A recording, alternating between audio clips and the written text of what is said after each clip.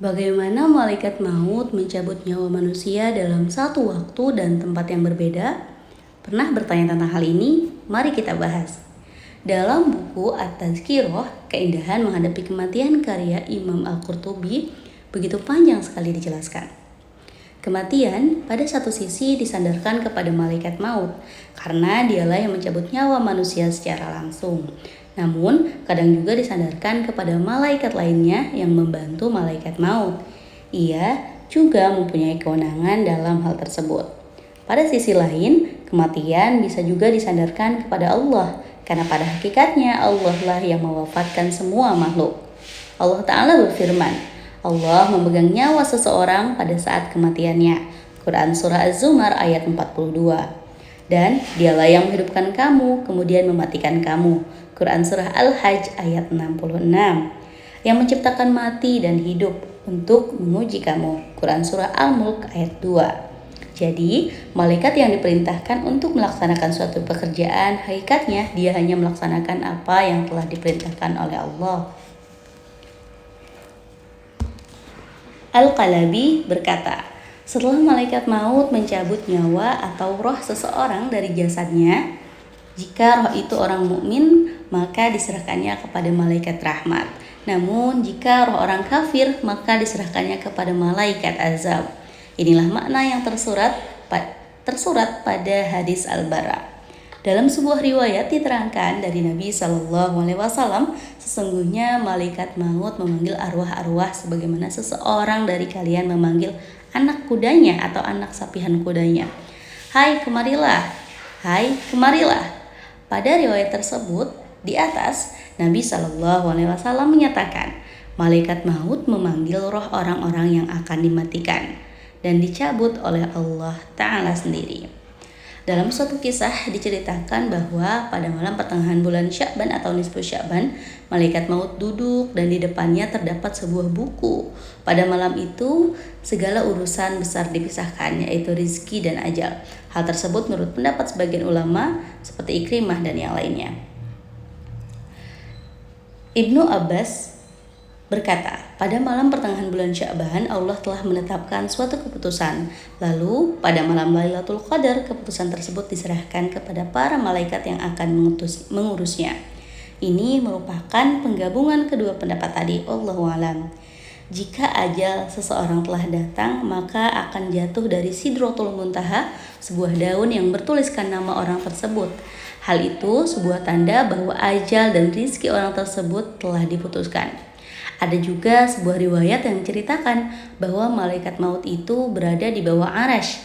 Jika ada seseorang yang akan meninggal, maka jatuhlah catatan yang bertuliskan nama orang tersebut ke bawah arash. Yang dimaksud catatan di sini yaitu daun yang berasal dari pohon sidro. Wallahu a'lam. Ada sebuah riwayat yang menceritakan jika malaikat maut telah memperhatikan seseorang yang akan meninggal, maka diputuskanlah rizki dan makanannya. Lalu dia akan menghadapi dan merasakan pedihnya sakaratul maut. Diriwayatkan dari Ibnu Abbas tentang peristiwa Isra, Nabi SAW bersabda, aku melewati seorang malaikat yang sedang duduk. Seluruh dunia dan isinya berada di antara kedua lututnya. Di tangannya terdapat sebuah papan yang bertulis yang dia pandangi terus tanpa berpaling ke kiri ataupun ke kanan. Aku lalu bertanya, siapakah dia wahai Jibril? Jibril menjawab, dia malaikat maut. Aku lalu bertanya kepadanya, wahai malaikat maut, bagaimana caranya engkau mencabut nyawa semua makhluk yang berada di bumi, baik yang di laut maupun yang di darat? Malaikat maut menjawab, sesungguhnya bumi beserta isinya berada di antara kedua lututku. Seluruh makhluk berada di antara kedua mataku, kedua tanganku mampu mencapai timur dan barat. Jika ajal seseorang telah tiba, aku akan melihat ke arahnya. Jika aku telah melihat ke arah orang itu, maka malaikat lain tahu bahwa nyawa orang tersebut harus dicabut. Lalu mereka semua pergi untuk mencabut roh orang itu. Jika roh telah sampai di kerongkongan, maka sesuatu pun tiada yang aku tidak ketahui mengenai orang tersebut. Lalu tanganku akan mencabut dan membawa roh itu keluar dari dalam jasadnya. Dalam sebuah riwayat, ada 4 malaikat yang turun menghampiri seseorang yang akan meninggal. Malaikat pertama mencabut nyawa dari kaki kanannya. Malaikat kedua mencabut nyawa dari kaki kirinya. Malaikat ketiga mencabut nyawa dari tangan kanannya. Dan malaikat keempat mencabut nyawa dari tangan kirinya. Riwayat ini dikisahkan oleh Abu Hamid. Diceritakan bahwa orang yang akan meninggal sebelum sekaratnya kadang-kadang mengetahui alam malakut. Malaikat lalu memperlihatkan amalnya hingga orang tersebut mengetahui tempat yang akan dihuninya nanti. Jika lisannya masih bersih, ia akan menceritakan apa yang dilihatnya. Kadang-kadang ia merasa ragu, mungkin saja pemandangan tersebut itu perbuatan setan, lalu ia akan terdiam. Para malaikat akan mencabut nyawa mereka melalui ujung jari kaki dan tangan. Roh itu akan terlepas bagaikan air yang ditumpahkan dari tong.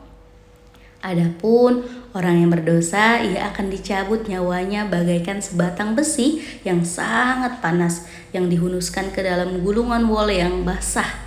Ini berdasarkan sabda Nabi Shallallahu Alaihi Wasallam. Dia merasa duri-duri memenuhi perutnya, seolah-olah bernapas lewat lubang jarum, seakan-akan dia dihimpit oleh langit dan bumi.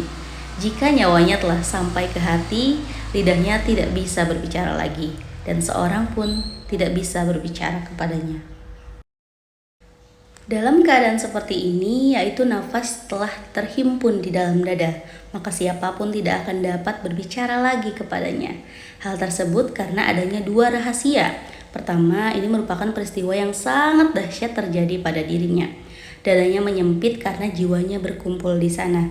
Jika dada seseorang kena pukulan, maka orang tersebut akan bingung dan tidak akan berkata-kata. Namun, jika pukulan tersebut mengenai seluruh tubuh, maka ia akan berteriak. Kedua, suara tersebut berasal dari energi panas. Jika energi tersebut hilang, maka terjadilah panas dan dingin. Pada saat itu, malaikat maut memukul dengan tombak yang mengandung racun dari api, yang mengakibatkan roh tersebut keluar. Malaikat mengambil roh tersebut seperti air raksa, sebesar belalang, dan menyerahkannya kepada malaikat Zabaniyah.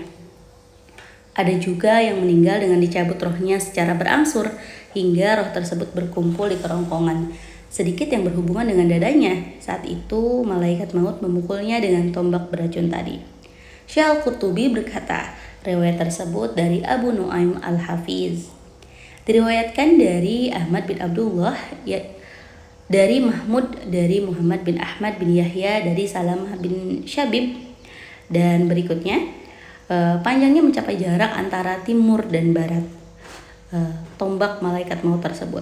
Jika di dunia telah sampai ajal seseorang, maka tombak tersebut akan dipukulkan ke kepalanya. Dia lalu berkata, sekarang kamu akan mengunjungi orang-orang yang telah mati.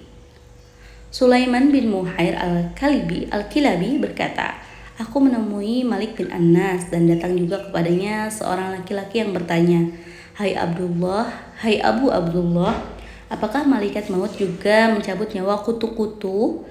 Malik agak lama berpikirnya, lalu dia berkata, apakah kutu-kutu itu mempunyai roh? Benar, jawab laki-laki itu. Malik lalu menjawab, ya, malaikat mautlah yang mencabut nyawanya. Sebagaimana firman-Nya, Allah memegang nyawa seseorang pada saat kematiannya. Begitu yang disebutkan oleh Al-Khatib Abu Bakar.